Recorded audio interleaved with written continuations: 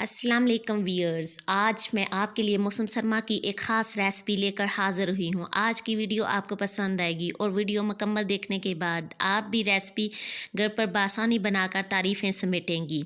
तो चलिए शुरू करते हैं आज की रेसिपी, यानी जायकेदार बनाने का आसान तरीन तरीका, पंजेरी बनाने का आसान तरीन तरीका। स्टार्ट करते हैं। ये मैंने पानी में 1 गिलास पानी में 3 पाव गुड़ डाल दिया है।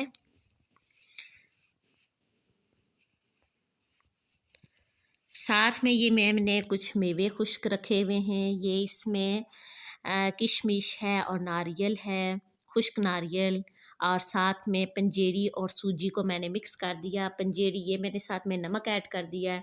अब पंजेरी जो है इसमें मैंने ये 1 किलो पंजेरी है और उसमें आधा किलो मैंने सूजी मिक्स कर दी है। ठीक है, तो अब साथ में देखिएगा, ये जब तक ये गुड़ अच्छे से मिक्स ना हो जाए हम इसे साथ साथ में हिलाते रहेंगे।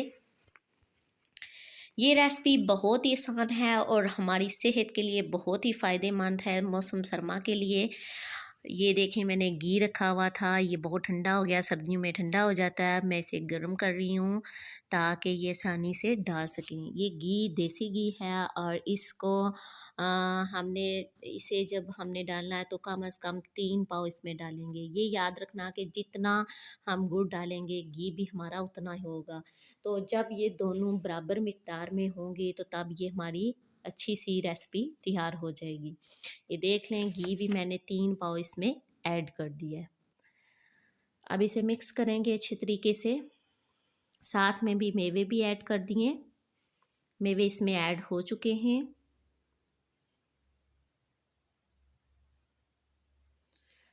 ये रेसिपी बहुत ही इजी है और हमारी सेहत के लिए बहुत ज़्यादा मुफीद है। ये सर दर्द, जोड़ों का दर्द, कमर में जो दर्द होता है, घुटनों का दर्द, सर दर्द, सबको ख़त्म कर देती है। ठीक है, तो ये सर्दियों के लिए बहुत ही अच्छी ग़िज़ा है। ये हम सबको खानी भी चाहिए और ये हमारे तो यहाँ कश्मीर में बहुत ज़्यादा पसंद भी की जाती है।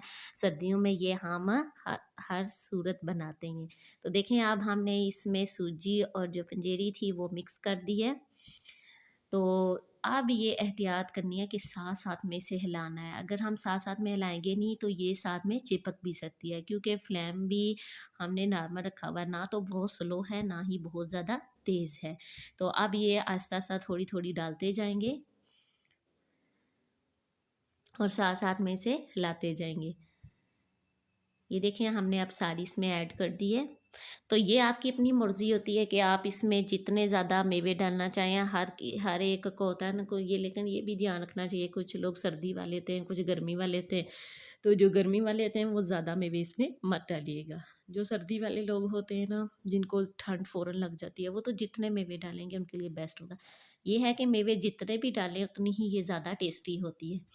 तो आप देखें, ये पककर तकरीबन तैयार हो चुकी है। ये देखें, इसने घी जो हमने डाला था वो इसने छोड़ दिया, पानी इसमें से बिल्कुल ख़त्म हो चुका है।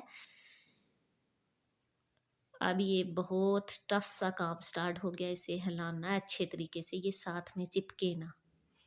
देखें, अब पक के तैयार हो चुकी है। हमने इसके छोटे छोटे बॉल बना लेने। ऐसे छोटे छोटे बॉल बनाएंगे। आप लोग घर में ट्राई कीजिएगा, बहुत ही आसान रेसिपी है और हमारी सेहत के लिए बहुत ज़्यादा मुफीद है। ऐसे हमने छोटे छोटे बॉल्स बना लेने। ये देखें, हाथों के साथ मेरा घी लग रहा है, इतना घी डाला हुआ है इसमें। जितना घी, ये भी याद रखें, जितना घी डालेंगे उतना ही ये फिर नरम भी रहेंगी, क्योंकि हमने एक ही दिन में थोड़ी खानी होती है। पर डे में कोई 1 खा ली, 2 खा ली, तो ये कम से कम मैंने तो इतनी बना ली है कि महीना हमारा निकल जाएगा आराम से।